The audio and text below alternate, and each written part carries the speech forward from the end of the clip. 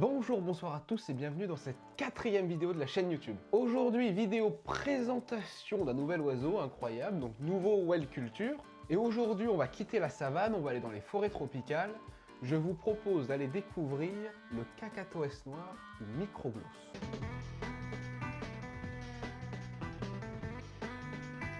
Donc le Microgloss ou le Kakatoès noir qui ressemble à ça. Oui, non, alors en vrai, il ressemble à ça. Mais je trouvais ça drôle de mettre ce truc que je ne sais même pas ce que c'est, parce que si vous marquez Microgloss sur internet, vous tombez... Mais calmez-nous. Parce que si vous marquez Microgloss sur internet, vous tombez sur ce truc. Bref, du coup, si vous voulez faire des recherches, tapez Kakatoès noir. Donc, son nom scientifique, attention à vos souhaits, c'est le Proboscidé aterimus. Il a une taille d'environ 64 cm, ce qui n'est vraiment pas petit pour un perroquet. Hein. Ça reste un perroquet de la famille des Kakatoès, donc c'est l'un des plus grands. Et une envergure de 70 cm à 1 mètre. C'est pas mal, en vrai. Au niveau poids, on est des 500 grammes jusqu'à 1,10 kg. Alors il est beaucoup plus léger, comme vous pouvez le voir, que le bec en sabot, mais ça reste vraiment pas mal pour un oiseau de sa taille.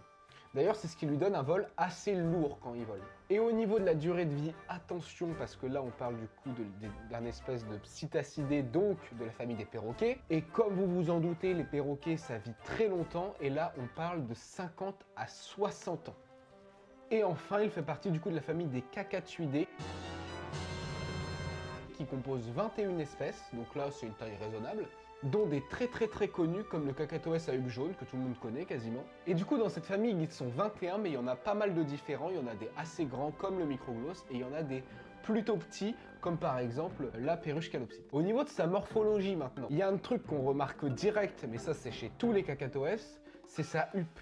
Sauf que lui, elle est vachement grande et assez... elle est noire en fait. Hein. Le Kakatoès est entièrement noir, donc sa huppe est noire. Logique.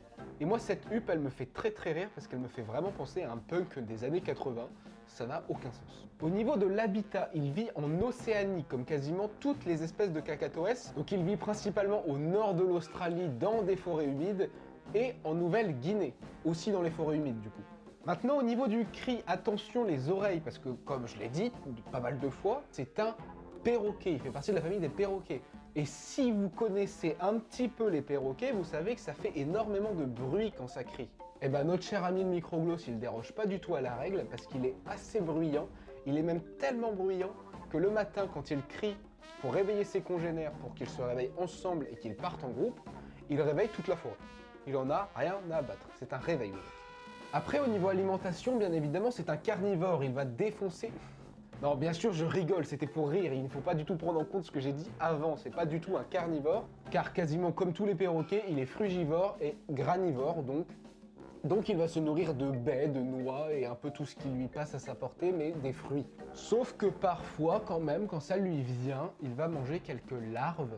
Et alors là, du coup, le débat, est-ce qu'il préfère les larves croustillantes ou fondantes? C'est à lui de décider. Au niveau des menaces et des protections, il est classé en préoccupation mineure par l'UICN. Attention, nouveau statut découvert. Mais malheureusement, du coup, préoccupation mineure, c'est censé être moins grave que les espèces qui sont vulnérables, comme les deux dernières. Sauf que pour le Microgloss, c'est très mal géré, parce que la population australienne, elle est vraiment en déclin, elle est dans la merde. Parce qu'au niveau de la population uniquement australienne, ils sont classés, eux, vulnérables. Mais malgré tout, ça reste très inquiétant pour la suite, parce que des prévisions disent que la population des Microgloss pourrait chuter de 50% dans les 50 prochaines années. C'est gigantesque. Bien évidemment, pour ne pas déroger à la règle, c'est l'homme, c'est encore l'homme qui détruit l'habitat du Microgloss, et du coup, il se retrouve sans maison. Le pauvre. Ok, on en a terminé avec la partie tristesse. Enfin, j'ai envie de vous dire. Parce que c'est pas ma partie préférée, le mieux ça serait qu'il n'y en ait aucun vulnérable, rien. Que tout le monde soit en préoccupation mineure et que tout le monde aille bien, ça serait parfait. Mais ça n'existera pas. Du coup, place aux anecdotes. Pour la première anecdote, qui du coup je pense va être la seule, c'est un petit secret, venez, j'ai un petit secret à vous dire. Attention, venez. Le Microgloss pourrait être le prochain batteur d'un grand groupe de rock. Et ouais, vous ne croyez pas? Laissez-moi vous expliquer.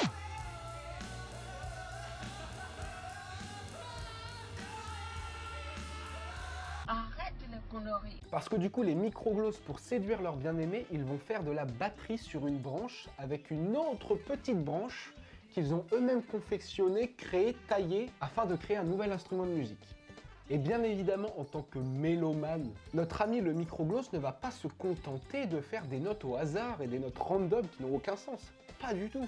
Et oui, Jamy, car tous les microglosses ont leur propre style de jeu. C'est-à-dire que tu vois celui là-bas, il préfère du hard rock, et lui là-bas, il préfère le métal. Bref, et du coup, c'est comme ça qu'ils vont charmer leur demoiselle, qui va du coup prendre celui qui a le style qu'elle préfère. Donc du coup, petit résumé, notre microgloss, et ben finalement c'est un grand batteur qui ne fait même pas des notes random et qui cherche vraiment à avoir une composition musicale cohérente. Donc voilà, c'est tout pour aujourd'hui pour cette 4e vidéo de la chaîne YouTube. On aura parlé quand même d'un oiseau assez étonnant. Moi en tout cas, j'espère que ça vous a plu et comme d'habitude, j'espère que je vous ai appris des trucs. Je le demande pas très souvent, mais là on va le faire du coup. N'hésitez pas surtout à vous abonner à la chaîne YouTube et à liker la vidéo si vous l'avez appréciée. C'est très important, ça va vraiment me soutenir. Et surtout, si vous avez des choses importantes à me dire ou alors que vous aurez des propositions d'animaux que je pourrais débunker en vidéo, surtout n'hésitez pas, l'espace commentaire est là pour ça. Vous pouvez commenter les vidéos, il n'y a aucun souci. Bref, j'espère que ça vous a plu. Moi, je vous dis à la prochaine pour une prochaine vidéo. À bientôt.